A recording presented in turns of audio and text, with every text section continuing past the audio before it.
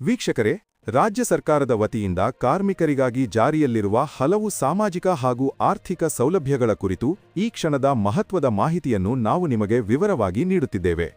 ಕಟ್ಟಡ ಮತ್ತು ಇತರೆ ನಿರ್ಮಾಣ ಕ್ಷೇತ್ರಗಳಲ್ಲಿ ಕೆಲಸ ಮಾಡುವ ಕಾರ್ಮಿಕರು ಮಾತ್ರವಲ್ಲದೆ, ಅಸಂಘಟಿತ ಕ್ಷೇತ್ರದಲ್ಲಿ ದುಡಿಯುತ್ತಿರುವ ಲಕ್ಷಾಂತರ ಕಾರ್ಮಿಕರು ಈ ಯೋಜನೆಗಳಿಂದ ನೇರ ಪ್ರಯೋಜನ ಪಡೆಯಬಹುದಾಗಿದೆ. ದಿನನಿತ್ಯ ಕಠಿಣ ಪರಿಶ್ರಮದಿಂದ ಜೀವನ ಸಾಗಿಸುವ ಕಾರ್ಮಿಕರಿಗೆ ಆರ್ಥಿಕ ಭದ್ರತೆ, ಆರೋಗ್ಯ ರಕ್ಷಣೆ, ಮಕ್ಕಳ ಶಿಕ್ಷಣ ಮತ್ತು ವೃದ್ಧಾಪ್ಯದ ಭದ್ರತೆ ಒದಗಿಸುವ ಉದ್ದೇಶದಿಂದ ಸರ್ಕಾರ ಈ ಸೌಲಭ್ಯಗಳನ್ನು ಜಾರಿಗೆ ತಂದಿದೆ. ಆದರೆ ಮಾಹಿತಿ ಕೊರತೆಯಿಂದಾಗಿ ಅನೇಕ ಕಾರ್ಮಿಕರು ಈ ಸೌಲಭ್ಯಗಳಿಂದ ವಂಚಿತರಾಗುತ್ತಿದ್ದಾರೆ. ಆದ್ದರಿಂದ ಯಾವ ಸೌಲಭ್ಯಗಳು ಲಭ್ಯವಿವೆ, ಅವುಗಳ ಉದ್ದೇಶ ಏನು, ಯಾರಿಗೆ ಅನ್ವಯಿಸುತ್ತವೆ ಎಂಬುದನ್ನು ಕ್ರಮವಾಗಿ ಮತ್ತು ಸ್ಪಷ್ಟವಾಗಿ ತಿಳಿದುಕೊಳ್ಳುವುದು ಅತ್ಯಂತ ಅಗತ್ಯವಾಗಿದೆ.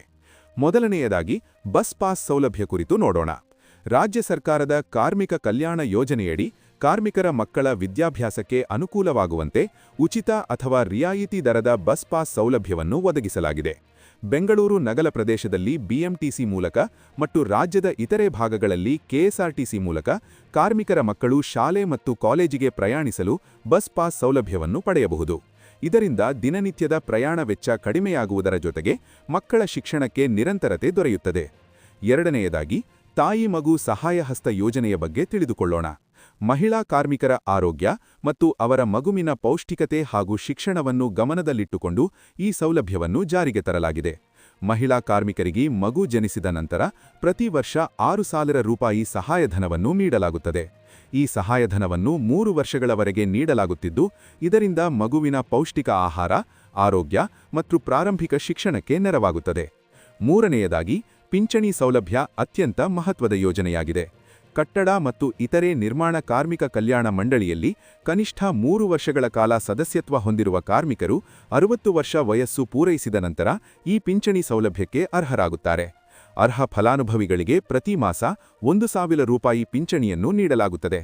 ವೃದ್ಧಾಪ್ಯದಲ್ಲಿ ಆದಾಯದ ಮೂಲ ಕಡಿಮೆಯಾಗುವ ಸಂದರ್ಭದಲ್ಲಿ ಈ ಪಿಂಚಣಿ ಕಾರ್ಮಿಕರಿಗೆ ಆರ್ಥಿಕ ಆಸರೆಯಾಗಿ ಪರಿಣಮಿಸುತ್ತದೆ. ನಾಲ್ಕನೆಯದಾಗಿ ದುರ್ಬಲತೆ ಪಿಂಚಣಿ ಮತ್ತು ಅನುಗ್ರಹಧನ ಸೌಲಭ್ಯ ಕುರಿತು ನೋಡೋಣ. ಅಪಘಾತ ಅಥವಾ ಅಂಗವೈಕಲ್ಯದಿಂದ ಕೆಲಸ ಮಾಡಲು ಅಸಮರ್ಥರಾದ ಕಾರ್ಮಿಕರಿಗೆ ಈ ಸೌಲಭ್ಯ ನೀಡಲಾಗುತ್ತದೆ. ಇಂತಹ ಕಾರ್ಮಿಕರಿಗೆ ಪ್ರತಿ ಮಾಸ 1,000 ರೂಪಾಯಿ ಪಿಂಚಣಿ ನೀಡಲಾಗುತ್ತದೆ.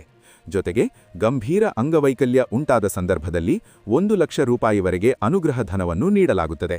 ಇದರಿಂದ ಅಪಘಾತದ ನಂತರ ಕಾರ್ಮಿಕ ಮತ್ತು ಅವರ ಕುಟುಂಬಕ್ಕೆ ತಕ್ಷಣದ ಆರ್ಥಿಕ ನೆರವು ದೊರೆಯುತ್ತದೆ. ಐದನೆಯದಾಗಿ ಹೆರಿಗೆ ಸೌಲಭ್ಯ, ಅಂದರೆ ತಾಯಿ ಲಕ್ಷ್ಮಿ ಬಾಂಡ್ ಯೋಜನೆ.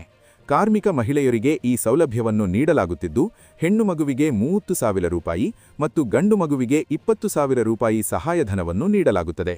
ಈ ಸೌಲಭ್ಯ ಮೊದಲ 2 ಮಕ್ಕಳಿಗೆ ಮಾತ್ರ ಅನ್ವಯವಾಗುತ್ತದೆ. ಹೆರಿಗೆ ಸಮಯದಲ್ಲಿ ಉಂಟಾಗುವ ಖರ್ಚುಗಳಿಗೆ ಈ ನೆರವು ಬಹಳ ಸಹಾಯಕವಾಗುತ್ತದೆ. ಆರನೆಯದಾಗಿ ಅಂತ್ಯಕ್ರಿಯಾ ವೆಚ್ಚ ಸೌಲಭ್ಯ. ಕಾರ್ಮಿಕನ ಸಾವಿನ ಸಂದರ್ಭದಲ್ಲಿ ಅವರ ಕುಟುಂಬಕ್ಕೆ ಅಂತ್ಯಕ್ರಿಯೆ ನಡೆಸಲು 4,000 ರೂಪಾಯಿ ವೆಚ್ಚವನ್ನು ನೀಡಲಾಗುತ್ತದೆ. ಜೊತೆಗೆ 50,000 ರೂಪಾಯಿ ಅನುಗ್ರಹ ಧನವನ್ನು ನೀಡಲಾಗುತ್ತದೆ. ದುಡಿಯುವ ವ್ಯಕ್ತಿಯನ್ನು ಕಳೆದುಕೊಂಡ ಕುಟುಂಬಕ್ಕೆ ಇದು ತಕ್ಷಣದ ಆರ್ಥಿಕ ನೆರವಾಗುತ್ತದೆ. ಏಳನೆಯದಾಗಿ ತರಬೇತಿ ಮತ್ತು ಟೂಲ್ ಕಿಟ್ ಸೌಲಭ್ಯ ಕುರಿತು ತಿಳಿದುಕೊಳ್ಳೋಣ. ಕಾರ್ಮಿಕರ ಕೌಶಲ್ಯ ಅಭಿವೃದ್ಧಿಗಾಗಿ ಸರ್ಕಾರ ಈ ಯೋಜನೆಯನ್ನು ಜಾರಿಗೆ ತಂದಿದೆ. ಹೊಸ ಕೌಶಲ್ಯ ಕಲಿಯಲು ಅಥವಾ ಹಳೆಯ ಕೌಶಲ್ಯವನ್ನು ವೃದ್ಧಿಸಿಕೊಳ್ಳಲು 20,000 ರೂಪಾಯಿವರೆಗೆ ಸಹಾಯಧನವನ್ನು ನೀಡಲಾಗುತ್ತದೆ. ಇದರ ಮೂಲಕ ಕಾರ್ಮಿಕರು ಉತ್ತಮ ಉದ್ಯೋಗ ಅವಕಾಶಗಳನ್ನು ಪಡೆಯಲು ಸಾಧ್ಯವಾಗುತ್ತದೆ. ಎಂಟನೆಯದಾಗಿ ವಸತಿ ಸೌಲಭ್ಯ, ಅಂದರೆ ಕಾರ್ಮಿಕ ಗೃಹಭಾಗ್ಯ ಯೋಜನೆ. ಈ ಯೋಜನೆಯಡಿ ಕಾರ್ಮಿಕರಿಗೆ ಮನೆ ನಿರ್ಮಾಣ ಅಥವಾ ಮನೆ ಖರೀದಿಗೆ ಮುಂಗಡ ಸಹಾಯವನ್ನು ನೀಡಲಾಗುತ್ತದೆ. ಅರ್ಹ ಕಾರ್ಮಿಕರಿಗೆ 1,00,000 ರೂಪಾಯಿವರೆಗೆ ಮುಂಗಡ ನೆರವು ದೊರೆಯುತ್ತದೆ. ಸ್ವಂತ ಮನೆ ಎಂಬ ಕನಸನ್ನು ನನಸಾಗಿಸಲು ಈ ಯೋಜನೆ ಪ್ರಮುಖ ಪಾತ್ರ ವಹಿಸುತ್ತದೆ. ಒಂಬತ್ತನೆಯದಾಗಿ ಶಿಕ್ಷಣ ಸಹಾಯಧನ, ಅಂದರೆ ಕಲಿಕೆ ಭಾಗ್ಯ ಯೋಜನೆ. ಕಾರ್ಮಿಕರ ಮಕ್ಕಳ ಶಿಕ್ಷಣಕ್ಕಾಗಿ ಈ ಸಹಾಯಧನವನ್ನು ನೀಡಲಾಗುತ್ತದೆ. ವಿದ್ಯಾರ್ಥಿಗರ ತರಗತಿ ಮತ್ತು ಕೋರ್ಸ್ ಆಧಾರದ ಮೇಲೆ 2,000 ರೂಪಾಯಿಯಿಂದ 30,000 ರೂಪಾಯಿವರೆಗೆ ಹಂತವಾರು ಸಹಾಯಧನ ದೊರೆಯುತ್ತದೆ. ಈ ಸೌಲಭ್ಯ ಪದವಿ, ಸ್ನಾತಕೋತ್ತರ, ವೈದ್ಯಕೀಯ ಮತ್ತು ಇಂಜಿನಿಯರಿಂಗ್ ಕೋರ್ಸ್ಗಳಿಗೂ ಅನ್ವಯವಾಗುತ್ತದೆ. ಹತ್ತನೆಯದಾಗಿ ಪ್ರತಿಭಾವಂತ ವಿದ್ಯಾರ್ಥಿಗಳಿಗೆ ಬಹುಮಾನ ಸೌಲಭ್ಯ. ಕಾರ್ಮಿಕರ ಮಕ್ಕಳು ಶೈಕ್ಷಣಿಕವಾಗಿ ಉತ್ತಮ ಸಾಧನೆ ಮಾಡಿದರೆ ಅವರಿಗೆ ಪ್ರೋತ್ಸಾಹ ನೀಡುವ ಉದ್ದೇಶದಿಂದ ಈ ಯೋಜನೆಯನ್ನು ಜಾರಿಗೆ ತರಲಾಗಿದೆ. ನಿಗದಿತ ಶೇಕಡಾವಾರು ಅಂಕ ಪಡೆದ ವಿದ್ಯಾರ್ಥಿಗಳಿಗೆ 5,000ದಿಂದ 15,000 ರೂಪಾಯಿವರೆಗೆ ಪ್ರಶಸ್ತಿ ಧನವನ್ನು ನೀಡಲಾಗುತ್ತದೆ. 11ನೆಯದಾಗಿ ವೈದ್ಯಕೀಯ ಸಹಾಯಧನ, ಅಂದರೆ ಕಾರ್ಮಿಕ ಆರೋಗ್ಯ ಭಾಗ್ಯ. ಸಾಮಾನ್ಯ ಆರೋಗ್ಯ ಚಿಕಿತ್ಸೆಗಾಗಿ ಕಾರ್ಮಿಕರಿಗೆ 3,100 ರೂಪಾಯಿಯಿಂದ 10,000 ರೂಪಾಯಿವರೆಗೆ ನೆರವು ನೀಡಲಾಗುತ್ತದೆ.